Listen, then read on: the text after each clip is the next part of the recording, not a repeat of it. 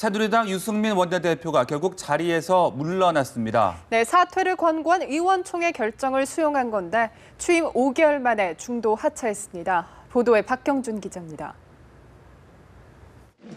유승민 의원이 결국 원내대표직을 내놨습니다. 사퇴 권고를 추인한 의원총회 결과를 전달받고 지체 없이 거취를 표명했습니다.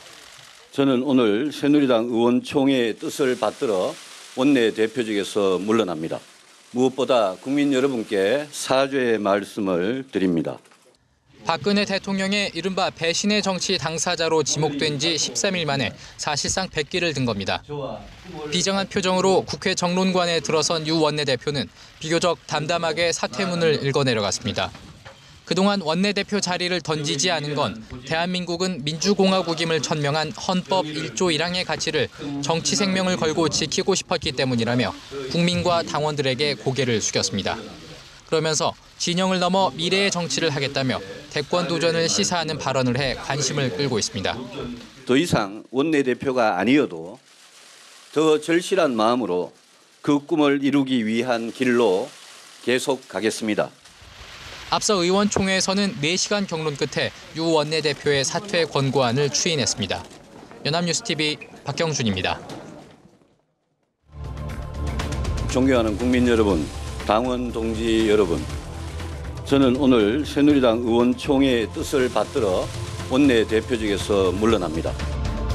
거취 논란의 대상이 됐던 유승민 새누리당 원내대표가 결국 사퇴했습니다. 의원 한 분 한 분의 뜻이 투명하고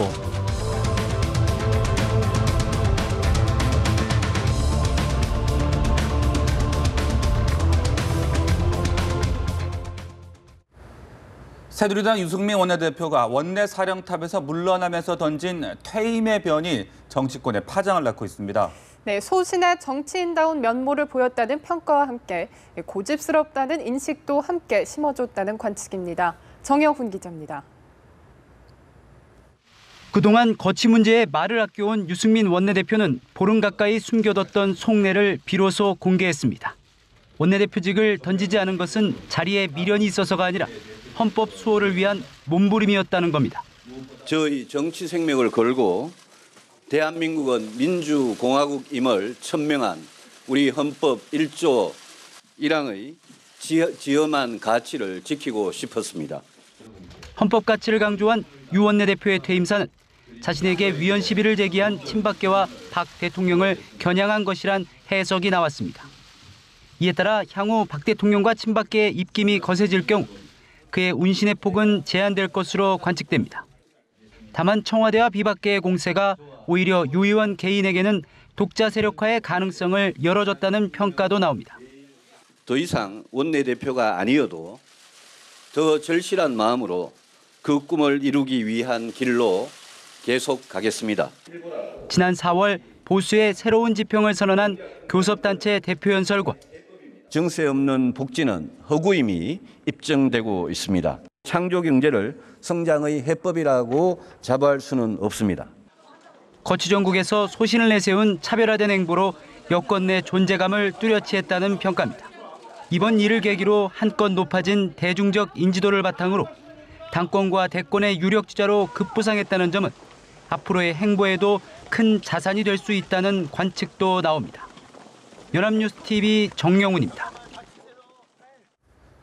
새누리당 원내대표가 공석이 되면서 추경 예산안의 국회 심사도 영향을 받을 것으로 보이는데요. 정부와 새누리당이 목표로 잡은 20일까지 처리하기에는 굉장히 빠듯할 것으로 보입니다. 이준석 기자입니다. 여야는 오늘 오후 국회 본회의를 열어 추경 예산안 편성에 대한 정부의 시정연설을 듣습니다. 박근혜 대통령을 대신해 황교안 국무총리가 연설에 나섭니다. 시정연설을 시작으로 국회의 추경안 심사도 본격화하게 됩니다. 정부와 새누리당은 오는 20일까지 추경안을 처리하겠다는 계획이지만 현실적으로 쉽지는 않은 상황. 당장 추경 내역을 놓고 여야의 입장이 엇갈립니다. 새누리당은 메르스로 침체된 내수를 살리는 필수 재원이란 입장이지만 새정치연합은 여권의 총선 선심용이라며 철저한 심사를 예고하고 있습니다. 여기에 경색된 여야 관계도 걸림돌입니다. 국회법 개정안의 제2무산으로 야당이 강력 반발하고 있는 데다 새누리당 유승민 원내대표의 중도 하차 역시 악재로 작용할 수 있습니다.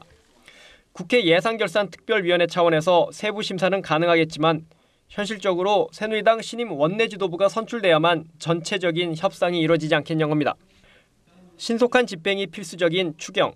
국회로선 7월 임시국회 내 처리라는 녹록지 않은 과제를 안고 심사에 들어간 모습입니다. 연합뉴스TV 이준서입니다. 새정치민주연합 혁신위원회가 사무총장 및 최고위원제 폐지를 비롯한 혁신안을 마련했습니다. 네, 계파 정치를 근본적으로 청산하자는 건데 그런데 현행 지도체제를 흔들 수가 있어서 파장이 예상됩니다. 박경준 기자입니다. 혁신위가 내놓은 안은 최근 당내에 일어난 계파 갈등의 원인을 아예 없애겠다는 의도로 풀이됩니다. 최재성 사무총장 인선 과정과 최고위원 간 대립에서 드러난 계파 정치의 폐해를 걷어내자는 겁니다. 혁신위는 사무총장제를 폐지하는 대신 총무, 조직, 전략홍보 등 5개의 본부를 두도록 했고 각 본부장은 공천기구에서 배제되도록 했습니다. 계파 갈등의 상징이 된 사무총장제 폐지를 통해 당무기구는 계파가 아닌 당을 위해 일하는 자율적이고 활성화된 조직으로 변모한다. 내년에 총선을 치른 직후에는 최고위원제를 폐지하고 지역, 세대 등 대표로 새로운 지도부를 구성할 것을 제안했습니다. 최고위원회가 계파 대리인의 권력 각축장으로 전락했다는 문제 제기에 따른 겁니다. 그러나 혁신안을 따르면 현행 지도부가 2년 임기를 채우지 못하게 돼 논란이 예상됩니다. 문재인 대표는 일단 혁신안을 받아들이겠다고 밝혔습니다. 걱정되는 부분도 있는 것이 사실입니다. 우리가 강도 높은 혁신을 받아들이기로 한 만큼 혁신위원회의 혁신안들을 잘 인준해 주시기를 기대를 합니다. 비주류는 사무총장과 최고위를 폐지하면 당대표에게 모든 권한이 집중된다며 반발하고 있어 당분간 혼선이 이어질 것으로 보입니다. 연합뉴스TV 박경준입니다. 어제 인사청문 경과 보고서가 채택된 김현웅 신임 법무부 장관이 오늘 취임식을 갖고 공식 업무에 들어갑니다. 법무부는 오늘 오후 3시 반 과천 정부종합청사에서 김 장관의 취임식을 갖는다고 밝혔습니다. 어제 국회 법제사법위원회는 전체 회의를 열고 풍부한 경험과 온화하고 겸손한 성품을 갖고 있다며 김 신임 장관에 대한 인사청문 경과 보고서를 채택했습니다. 김 장관은 오늘 취임식을 마친 후 내일 오전 국립현충원을 참배하는 것으로 공식적 일정을 시작합니다. 내년도 최저임금이 시간당 6,030원으로 결정돼 6,000원을 넘어섰습니다. 네, 올해보다 450원, 8%가 넘게 오르게 됐는데 결정 과정에서 진통이 적지 않았습니다. 이재동 기자입니다. 내년도 시간당 최저임금은 올해보다 450원 오른 6,030원. 인상폭은 8.1%로 2010년 이후 가장 높은 인상률을 기록했습니다. 최저임금을 월급으로 환산하면 126만 270원으로 올해보다 9만 4천여 원 높아집니다.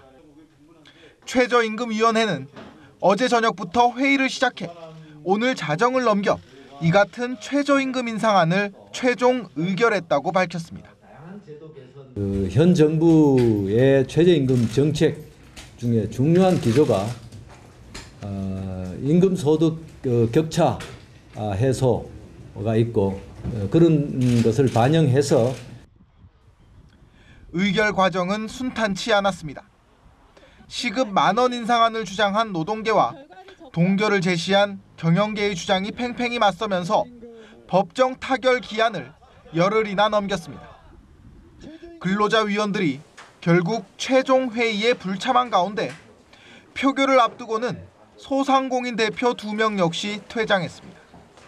소상공인들이 이 안에 대해서 찬성할 수 없기 때문에 소상공인들은 마지막 표결에서 참여하지 않고 퇴장하게 된 것입니다. 이번 인상안을 두고 노동계와 경영계 양측 모두 반발하고 있는 가운데 오늘 의결된 내년도 최저임금안은 노사 이의 신청 등을 거쳐 고용노동부 장관이 다음 달 5일까지 최종 고시해야 합니다. 연합뉴스TV 이재동입니다.